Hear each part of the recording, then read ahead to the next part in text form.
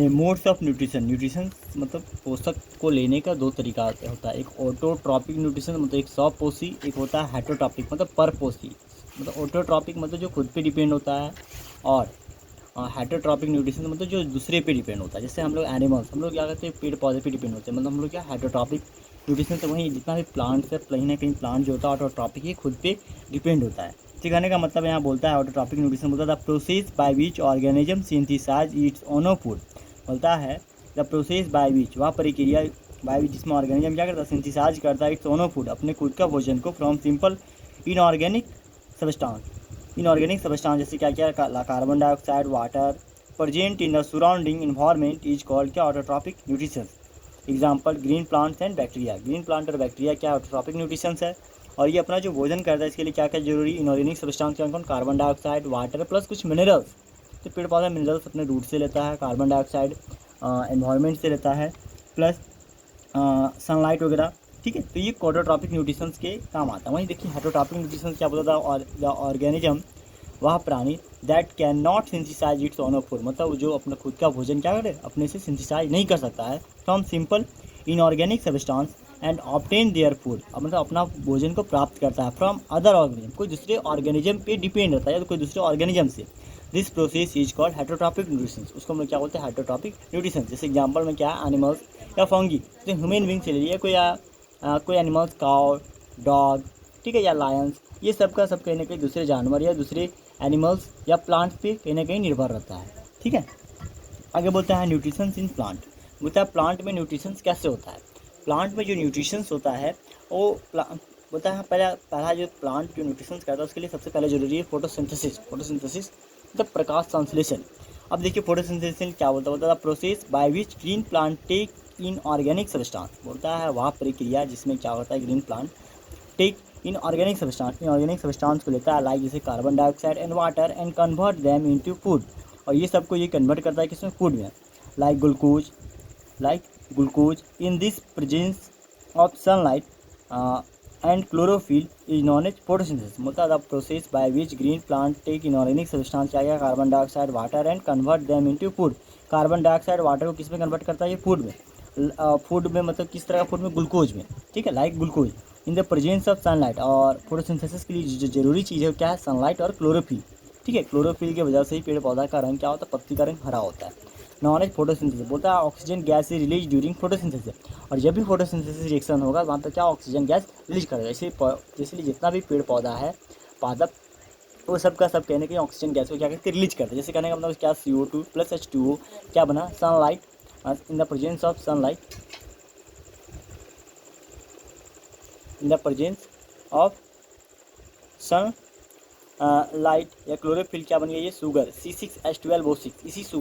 इसी शुगर को हम लोग क्या बोल सकते हैं, ये शुगर बोले या फिर ग्लूकोज बोले की बात है। ठीक है, 6O2, इसको ग्लूकोज ही बोलिए। ठीक है, प्लस ऑक्सीजन, ये ऑक्सीजन हम लोग ले लेते हैं, और ये ग्लूकोज जो होता है पेड़ पौधा यूज करता है स्टार्च के फॉर्म में। वहाँ ग्लूकोज नहीं होता, वहाँ स्टार्च होता है पेड़ पौधा में।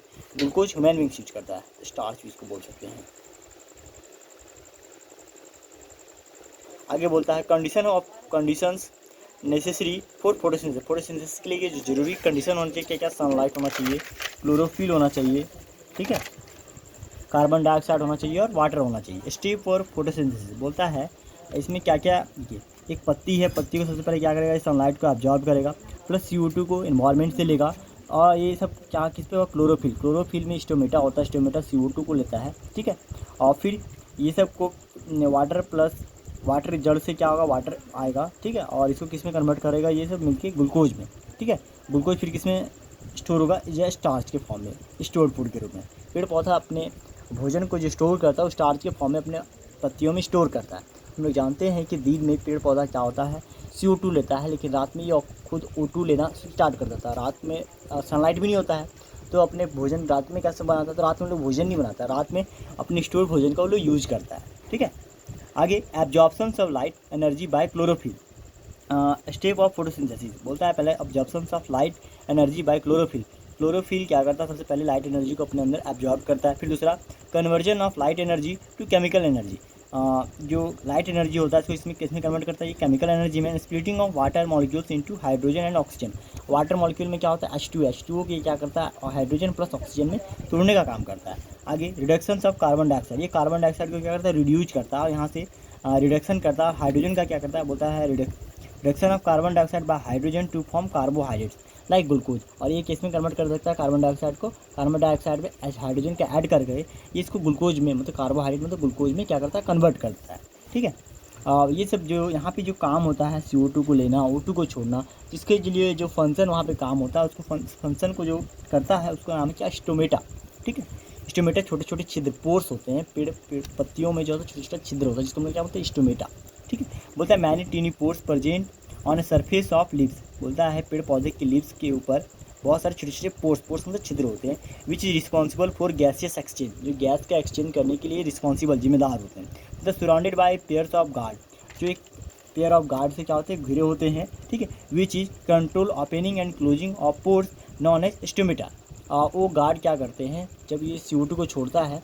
ठीक है, तो वहाँ पे गार्ड क्या होता है ओपन होता है, और जब O2 को लेता है तो फिर ये क्लोज, मतलब यहाँ ओपन और क्लोज होने, जब गैस एक्सचेंज होता है तो ये ओपन और क्लोज होने का काम करता है। जो गार्ड, उसी गार्ड को हम लोग क्या बोलते हैं यहाँ पे सेल गार्ड को ही हम लोग क्या बोलते हैं स्टोमेटा। आगे फिगर है मैं दिखाता हूँ, water flow into guard cell, जैसे ही वाटर फ्लो होता है किसमें गार्ड सेल में तो स्टोमेटा क्या होता है ओपन होता है। वहीं water flow out of guard cell, अब गार्ड सेल से जैसे ही वाटर जो होता है इन्वायरमेंट में एज ए वेपराइजेशन के फॉर्म में नेचर में चला जाता है, तब क्या होता है स्टोमेटा क्लोज हो जाता है। ठीक है, और इसके साथ साथ O2 भी मतलब करने का मतलब ऑक्सीजन भी बाहर जाता है। अगर बोलता है गार्ड सेल, देखिए गार्ड सेल क्या है स्टोमेटा पोर्स क्लोरोप्लास्ट, ये ओपन सेल गार्ड है और ये यहाँ पे क्या है क्लोज सेल गार्ड है। तो आप लोग इसको फिगर को बढ़िया से अपने आप में ड्रॉ कर लीजिएगा।